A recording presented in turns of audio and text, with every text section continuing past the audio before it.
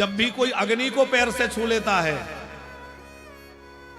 गाय को पैर छू लेता है, ब्राह्मण को पैर लग जाता है, वेद पुराण को पैर, शास्त्र को पुराण पैर लग जाए, तुरंत तत्क्षण उसके पितरों को स्वर्ग से निकालकर नरकों में डाल दिया जाता है। उसकी जो दुर्गति होगी वो तो बाद में होना ही होना है। कभी अग्नि को भी पैर से स्पर्श नहीं करना चाहिए।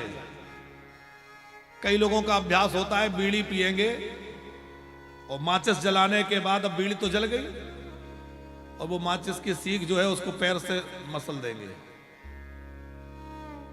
कई लोगों का अभ्यास होता है ठंडी का समय है, अग्नि में पैर सेक रहे हैं तो अग्नि में ही घुसाए दे रहे हैं।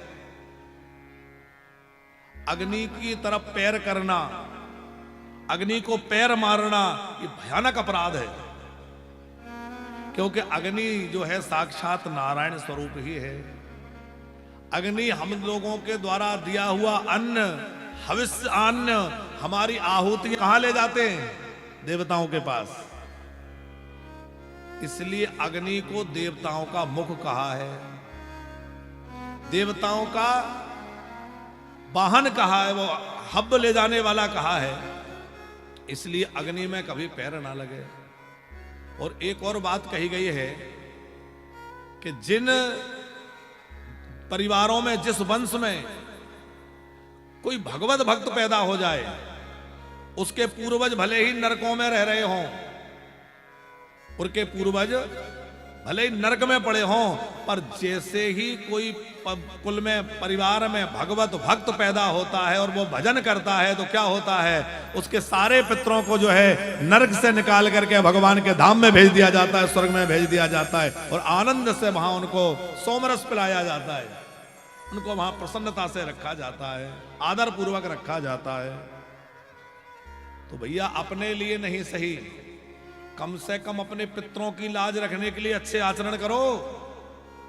कहीं ऐसा ना हो कि हमारे आचरण बिगड़ने से हमारे पूर्वजों को नरक आदि में जाना पड़े, उनकी दुर्गति हो जाए।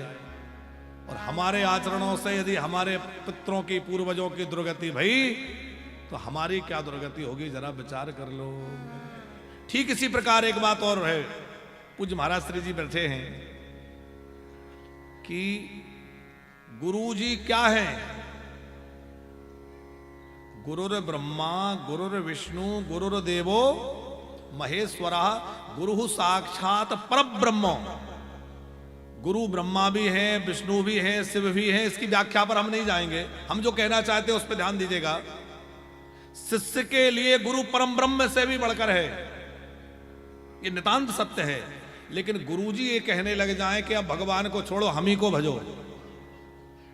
गुरुजी यदि ये कहने लग जाएं कि अब भगवान भगवान की पूजा करने की जरूरत नहीं है, जब गुरु ही परम ब्रह्म है तो सब छोड़ो, हमारी पूजा करो, तो फिर बताओ शिष्य का क्या होगा? शिष्य की निष्ठा तो ऐसी हो कि भगवान से भी बढ़ के मेरे गुरुदेव भगवान है, शिष्य की निष्ठा हो। लेकिन गुरुदेव का यह कर्तव्य नहीं है कि गुरुजी ये कहें कि भगवान की पूजा छोड़ के मेरी पूजा करो। ये बात हम क्यों कह रहे हैं? ये बात हम इसलिए कह रहे हैं कि आज ऐसे भी पंथ समाज में चल गए हैं जिनमें यह कहा जाता है भगवान की पूजा करने की आवश्यकता नहीं है, गुरुजी की फोटो रख लो, उन्हीं की पूजा करो।